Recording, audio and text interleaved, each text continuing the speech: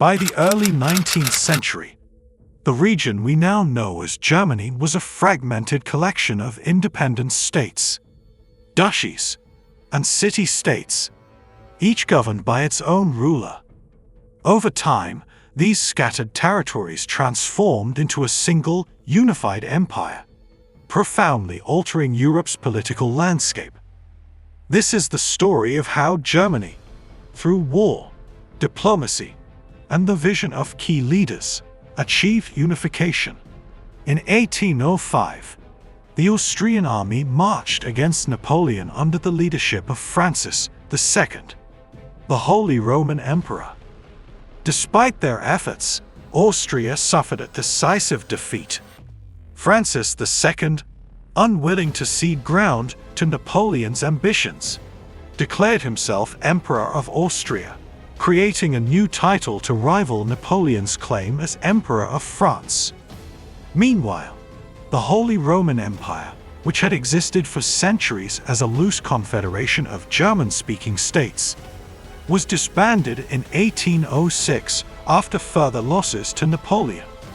Most of the former Holy Roman Empire's territories, except for Austria and Prussia, were reorganized into the Confederation of the Rhine, a French puppet state. Many Germans resented French dominance, which fueled a growing sense of German identity and a desire for independence. While the term German referred broadly to those who spoke the language, the people remained deeply divided by regional, religious, and political differences. After Napoleon's defeat in 1815, the Congress of Vienna sought to restore stability in Europe. The German Confederation was established, replacing the Holy Roman Empire. Comprising 39 states, the Confederation was led by Austria, with Prussia emerging as its main rival. While Austria retained significant influence, Prussia's economy began to grow rapidly, supported by abundant coal and iron resources. In 1819, Prussia created the Zollverein, a customs union that eliminated trade barriers among German states.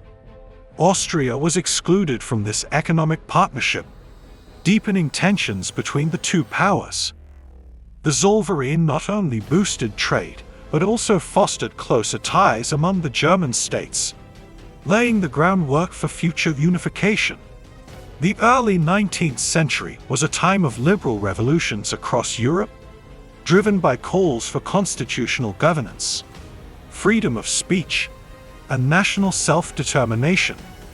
In 1848, these demands sparked uprisings across the German Confederation. Liberals convened the Frankfurt Parliament to draft a constitution for a united Germany. The parliament offered King Friedrich Wilhelm V of Prussia the crown of a unified Germany, but he rejected it, refusing to accept a title from a revolutionary assembly. The revolutions ultimately failed, but the vision of a unified Germany persisted.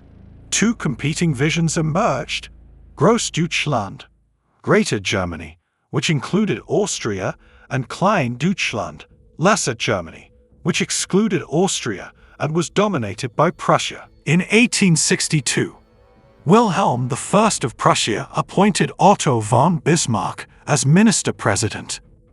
Bismarck was a brilliant strategist who believed that unification could only be achieved through war and strong leadership, a policy he described as blood and iron. His aim was to unite Germany under Prussian leadership while sidelining Austria. Bismarck first modernized Prussia's military to prepare for future conflicts. In 1864, he orchestrated a war with Denmark over the territories of Schleswig and Holstein. After a swift victory, Schleswig was awarded to Prussia, while Holstein was given to Austria.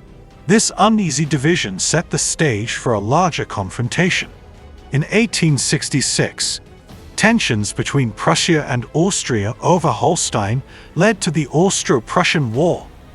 Prussia, armed with advanced needle guns, quickly defeated Austria and its allies within 7 weeks. The Treaty of Prague ended Austria's influence over German affairs, and Prussia established the North German Confederation, uniting the northern states under its control. This war marked a turning point. By excluding Austria from German unification, Bismarck ensured that Prussia would lead the process. The southern German states, however, remained independent and wary of Prussia's dominance. To unite the southern German states with the north, Bismarck needed a common enemy, and so, in 1870, a diplomatic conflict arose when a Prussian prince was offered the Spanish throne. France, fearing encirclement by Prussia, opposed the move.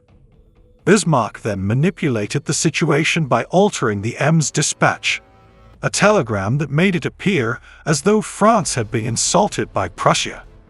This provocation led France to declare war. The Franco-Prussian War began in July 1870. Prussia and its allies from the North German Confederation, along with support from the southern states, quickly defeated France. The victory fostered a sense of German unity. And in January 1871, German leaders gathered at the Palace of Versailles to proclaim the German Empire, with Wilhelm I as its first emperor. While unification was a remarkable achievement, it brought significant challenges. The German Empire was dominated by Prussia, creating tensions with smaller states. Bismarck launched the Culture Camp, a campaign to reduce the influence of the Catholic Church, particularly in southern Germany. This effort deepened divisions between Protestants and Catholics. Germany's rapid industrial growth transformed it into a global economic power. Indeed, urbanization brought new social issues, including poor working conditions and rising inequality. Political divisions also persisted, with liberals, conservatives, and socialists vying for influence in the Reichstag, Germany's parliament. The unification of Germany reshaped Europe's political order. It ended Austria's dominance in Central Europe and established Germany as a major power. Under Bismarck's leadership, the new empire became a center of industry, science, and military strength. However, Germany's rise disrupted the balance of power in Europe, contributing to tensions that eventually led to World War I. The story of Germany's unification is one of determination, conflict, and transformation.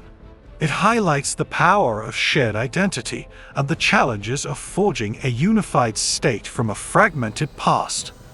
As a turning point in European history, it offers lessons about the interplay of leadership, strategy, and the aspirations of a people.